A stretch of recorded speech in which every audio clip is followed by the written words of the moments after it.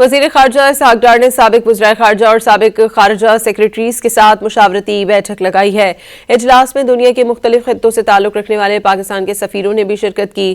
ترجمان دفتر خارجہ کے مطابق اجلاس میں حالیہ علاقائی اور بین الاقوامی صورتحال کا جائزہ لیا گیا اور دنیا سے تعلقات کو مزید مضبوط بنانے کے طریقوں پر تبادلہ خیال کیا گیا۔